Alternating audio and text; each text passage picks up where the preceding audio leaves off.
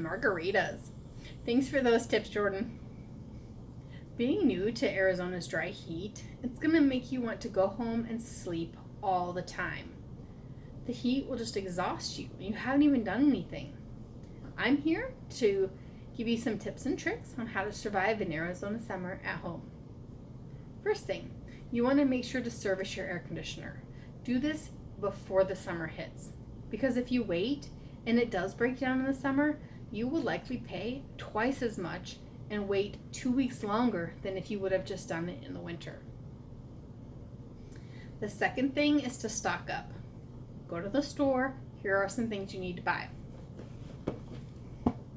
Extra water filters. Because of the heat, you will drink a lot of water. You will need these. Another thing is batteries.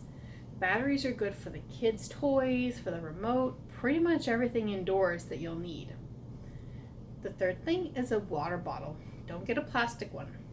I have this double-walled aluminum Hydro Flask. I got this on Amazon for $45. Now I realize that's quite expensive, but it is well worth the investment. You can hear my ice.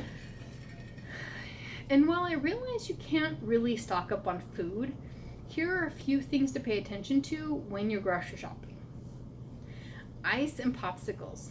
You will always need them. They will become a major food group for you. Fruit. Make sure you store your fruit inside the fridge. Leaving it on the counter, it will ripen very fast, and you might end up throwing it away because you didn't eat it fast enough. Third thing is set it and forget it kind of meals.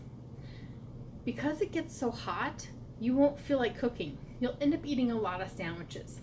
My slow cooker is my best friend during the summer. That's how I get my nutritional value. Just throwing in some roasted potatoes and some carrots and not having to worry about it makes sure that I have a decent dinner. Now that you've stocked up on all your stuff and you're ready for summer, let's get to it. Here are a few things that can liven up your evening for you or your family. Games.